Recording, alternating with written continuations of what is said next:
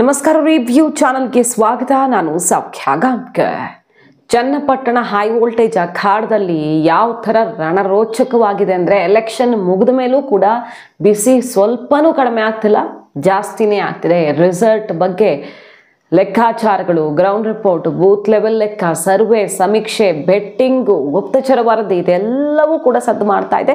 ನಾವು ಅದನ್ನು ನಿಮ್ಮ ಮುಂದೆ ರಿಪೋರ್ಟ್ ಮಾಡಿದ್ದೀವಿ. ಈಗಾಗಲೇ 3 ಸಮೀಕ್ಷೆಗಳ ಅಚ್ಚರಿಯ ಲೆಕ್ಕ ಏನು ಅನ್ನೋದನ್ನು ನಿಮ್ಮ ಮುಂದೆ ಇಟ್ಟಿದ್ದೀವಿ. ಕಾಂಗ್ರೆಸ್ ಪಕ್ಷದ ಸಮೀಕ್ಷೆ, ಸರ್ಕಾರದ ಗುಪ್ತಚರ ವರದಿ, BJP JDS ಸಮೀಕ್ಷೆ, 3 ಕ್ಷೇತ್ರಗಳ ಬಗ್ಗೆ ರಿಪೋರ್ಟ್ ಮಾಡಿದ್ವಿ. ಈಗ ನೋಡಿ, ಬೆಂಗಳೂರು ವಾಹಿನಿಯೊಂದು ಮಾಡಿರುವಂತಹ ಸರ್ವೆ ರಿಪೋರ್ಟ್, ಚನ್ನಪಟ್ಟಣದಲ್ಲಿ ಏನಾಗುತ್ತೆ ಅನ್ನುವಂಥ ಸರ್ವೆ ರಿಪೋರ್ಟ್ ಈಗ ಸೋಷಿಯಲ್ ಮೀಡಿಯಾದಲ್ಲಿ ಬಹಳ ಸದ್ದು ಮಾಡ್ತಾ ಇದೆ. ಬಹಳಷ್ಟು ಜನ ರಾಜಕೀಯ ವಿಶ್ಲೇಷಕರು ಕೂಡ ಇದನ್ನು ಶೇರ್ ಮಾಡಿಕೊಂಡು ಇದ್ರ ಬಗ್ಗೆ ಬರ್ಕೊಳ್ತಿದ್ದಾರೆ. ಯಾಕಂದರೆ ಜಾತಿವಾರು ಲೆಕ್ಕ ಕೊಟ್ಟಿದೆ. ಯಾವ ಸಮುದಾಯ ಯೋಗೇಶ್ವರ್ಗೆ ಎಷ್ಟು ಓಟ್ ಹಾಕಿದೆ, ನಿಖಿಲ್ಗೆ ಎಷ್ಟು ಓಟ್ ಹಾಕಿದೆ ಅನ್ನುವ ಸರ್ವೆಯನ್ನು ಈ ರಿಪೋರ್ಟ್ ಕೊಡ್ತಿರೋದು. ಹಾಗಾದರೆ ಈ ರಿಪೋರ್ಟ್ ಪ್ರಕಾರ ಏನು?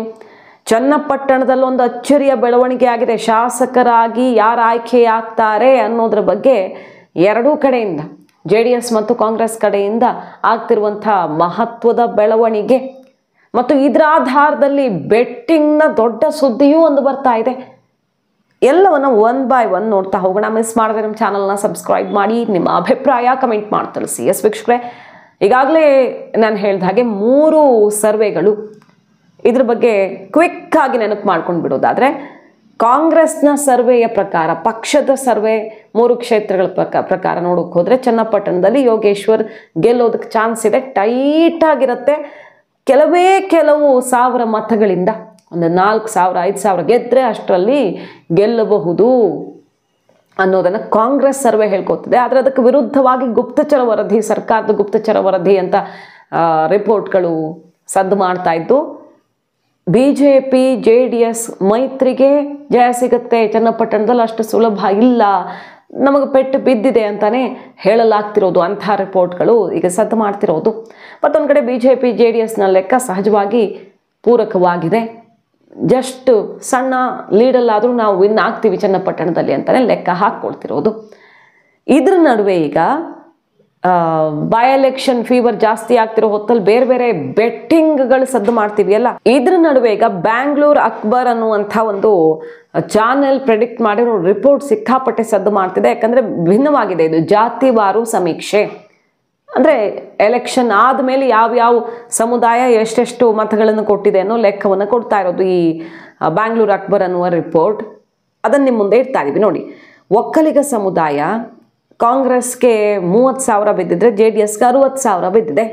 ಆ್ಯಸ್ ಎಕ್ಸ್ಪೆಕ್ಟೆಡ್ ಜಮೀರ್ ಅವರ ಹೇಳಿಕೆ ಎಲ್ಲ ವರ್ಕೌಟ್ ಆದರೂ ಕೂಡ JDS ಲೆಕ್ಕ ಹಾಕ್ತಿರೋದು 80,000 ಹತ್ತತ್ರ ನಮಗೆ ಒಕ್ಕಲಿಗ ಮತಗಳು ಪಕ್ಕ ಆಗಿವೆ, ಅದರಿಂದನೇ ನಾವು ಗೆಲ್ತೀವಿ ಅಂತ.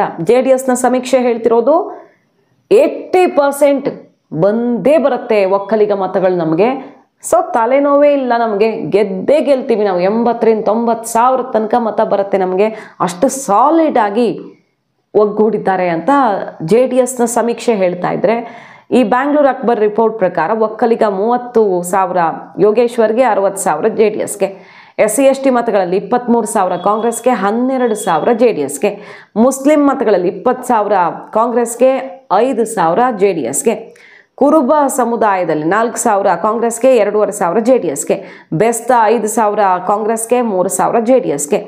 ತಿಗಳ ಸಮುದಾಯ 5,000 ಕಾಂಗ್ರೆಸ್ಗೆ, 4,000 JDSಗೆ. ಈ ಥರ ಸುಮಾರು 16,500 ಕಾಂಗ್ರೆಸ್ಗೆ ಬರುತ್ತೆ, 11,000 JDSಗೆ ಬರುತ್ತೆ. ಸೊ ತುಂಬ ಸಣ್ಣ ಅಂತರದಲ್ಲಿ ಯೋಗೇಶ್ವರ್ ಒಂದು 5,000-6,000 ಗೆಲ್ತಾರೆ ಅಂತ ಈ ಬ್ಯಾಂಗ್ಳೂರ್ ಅಕ್ಬರ್ ಜಾತಿವಾರು ಸಮೀಕ್ಷೆ ಹೇಳ್ತಾ ಇದೆ. ಸೊ ಇದೊಂದು ಸಮೀಕ್ಷೆ ಆಯಿತು.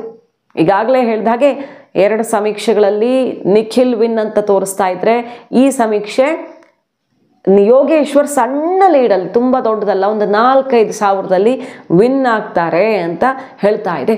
ಸೊ ಏನೇ ಮಾಡಿದ್ರು ಗೆಸ್ ಮಾಡೋದಕ್ಕಾಗದಂಥ ಪರಿಸ್ಥಿತಿ ಇದೆ ಚನ್ನಪಟ್ಟಣದಲ್ಲಿ, ಅಷ್ಟು ಸುಲಭ ಇಲ್ಲ. ಇದರ ನಡುವೆ ಶಾಸಕರ ಕಚೇರಿ ತೆರೆಯೋದಕ್ಕೆ ಈಗಾಗಲೇ ಯೋಗೇಶ್ವರ್ ಅವರು ಓಡಾಟ ಶುರು ಮಾಡಿಬಿಟ್ಟಿದ್ದಾರಂತೆ. ಪ್ರಮಾಣ ವಚನದ ದಿನವನ್ನು ನಿಗದಿ ಮಾಡೋದಕ್ಕೆ ನಿಖಿಲ್ ಅವರು ಓಡಾಟ ಶುರು ಮಾಡಿದ್ದಾರೆ. ಯಾಕಂದರೆ ಧನುರ್ಮಾಸ ಬಂದುಬಿಡುತ್ತೆ, ಟೈಮ್ ಇಲ್ಲ. ಒಂದು ಸ್ವಲ್ಪ ಟೈಮ್ ಆಗಿಬಿಟ್ರೆ ಮತ್ತು ಧನುರ್ಮಾಸದಲ್ಲಿ ಮಾಡೋದಕ್ಕಾಗಲ್ಲ. ಹಾಗಾಗಿ ಪ್ರಮಾಣ ವಚನ ಎಲ್ಲ ಬೇಗ ಆಗಬೇಕು, ಶಾಸಕರ ಕಚೇರಿ ಅದು ಇದು ಅಂತ ನಿಖಿಲ್ ಅವರ ಓಡಾಟ ಜೋರಾಗಿದ್ದರೆ, ಈ ಕಡೆ ಯೋಗೇಶ್ವರ್ ಅವರು ಕಚೇರಿ ಹುಡುಕಾಟ ಆಲ್ರೆಡಿ ಸಂಭ್ರಮಾಚರಣೆಯಲ್ಲಿದೆಯಂತೆ. ಯೋಗೇಶ್ವರ್ ಬಣ ನಮ್ಮ ಗೆಲುವು ಶತಸಿದ್ಧ ಅಂತ ಹೇಳಿ ಚನ್ನಪಟ್ಟಣದಲ್ಲಿ ಶಾಸಕರ ಕಚೇರಿಗೆ ಪೂಜೆ ಮಾಡಿಸೋದಕ್ಕೆ ಒಳ್ಳೆ ದಿನಕ್ಕೆ ಜ್ಯೋತಿಷಿಗಳ ಮೊರೆನೂ ಹೋಗ್ಬಿಟ್ಟಿದ್ದಾರೆ. ಸೊ ನಾವು ಗೆಲ್ಲೋದು ಪಕ್ಕ, ಕಚೇರಿ ಓಪನ್ ಮಾಡೋದಕ್ಕೆ ಒಳ್ಳೆ ಮುಹೂರ್ತ ಯಾವುದು ಅಂತ ಜ್ಯೋತಿಷಿಗಳನ್ನು ಕೇಳೋದಕ್ಕೂ ಹೋಗ್ಬಿಟ್ಟಿದ್ದಾರಂತೆ. ಧನುರ್ಮಾಸ ಇರೋದ್ರಿಂದ ಈ ರೀತಿ ನಡೀತಿರೋದು. ಕಾರ್ತಿಕ ಮಾಸ ಮುಗಿಯೋ ವೇಳೆ ಪ್ರಮಾಣ ವಚನ ಸ್ವೀಕಾರ ಕಾರ್ಯ ಮುಗಿಸ್ಬಿಡ್ಬೇಕು ಅಷ್ಟೊತ್ತಿಗೆ ಅಂತ ನಿಖಿಲ್ ಅವರು ಮುಹೂರ್ತ fix ಮಾಡ್ಕೊಳ್ತಿದ್ದಾರೆ.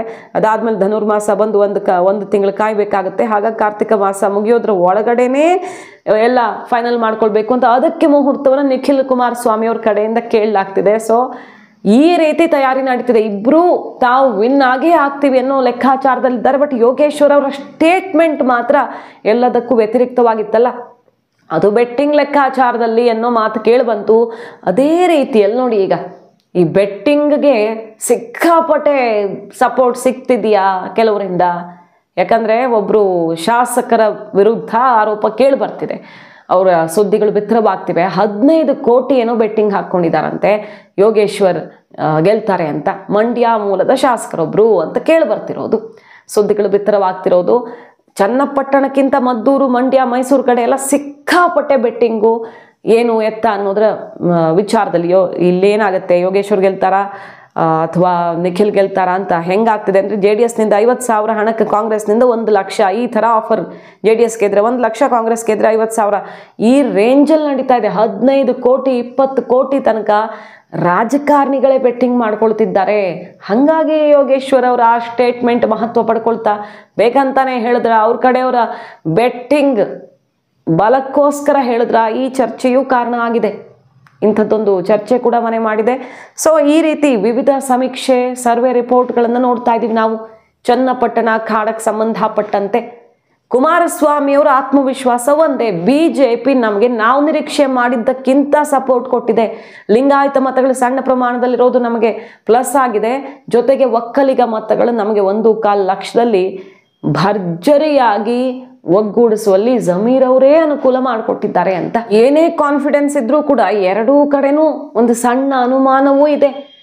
For example Nikhil Kumaraswamy ಅವರು ಏನು ಹೇಳಿದ್ರು ಹೇಳಿ, ಬೆಟ್ಟಿಂಗ್ ಗಿಟ್ಟಿಂಗ್ ಅಂತ ಹೋಗ್ಬೇಡ್ರಪ್ಪ, ಏನು ಎತ್ತ ಅಂತ ಕಡೆ ಕ್ಷಣದವರೆಗೂ ಹೇಳೋಕ್ಕಾಗಲ್ಲ. ನಮಗೆ ಆತ್ಮವಿಶ್ವಾಸ ಇದೆ, ಶಾಸಕರಾಗೋದು ಖಚಿತ.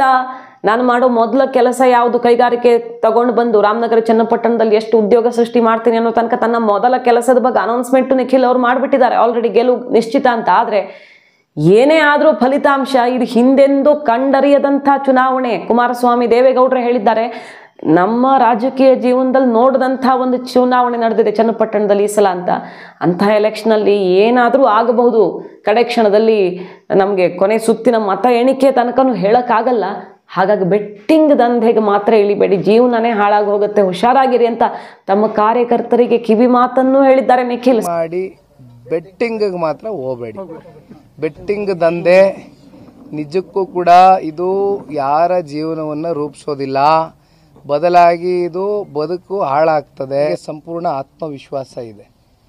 ಈ ಬಾರಿ ಕ್ಷೇತ್ರದ ಜನತೆ ಸನ್ಮಾನ್ಯ ದೇವೇಗೌಡರ ಸಾಹೇಬರ ಕೊಡುಗೆಗಳು, 6.5 ವರ್ಷ ಕಾಲಾವಧಿನಲ್ಲಿ ಶಾಸಕರಾದಂಥ ಕುಮಾರಣ್ಣ ಅವರ ಕಾಲ್ಗಡದಲ್ಲಿ ಬಹುಶಃ ಚನ್ನಪಟ್ಟಣದ ತಾಲೂಕಿನ ಇತಿಹಾಸದಲ್ಲಿ ಹತ್ತತ್ರ 1200 ಕೋಟಿ ರೂಪಾಯಿಯಷ್ಟು ಅನುದಾನವನ್ನು ತಗೊಂಡು ಬಂದು ಅಭಿವೃದ್ಧಿ ಮಾಡಿರತಕ್ಕಂಥ ಬಹುಶಃ ಇತಿಹಾಸ ನಮ್ಮ ಕಣ್ಣು ಮುಂದೆ ಇದೆ. ಸೊ ಎರಡೂ ಕಡೆಗೂ ಒಂದು ಸಣ್ಣ ಆತಂಕವೂ ಇದೆ.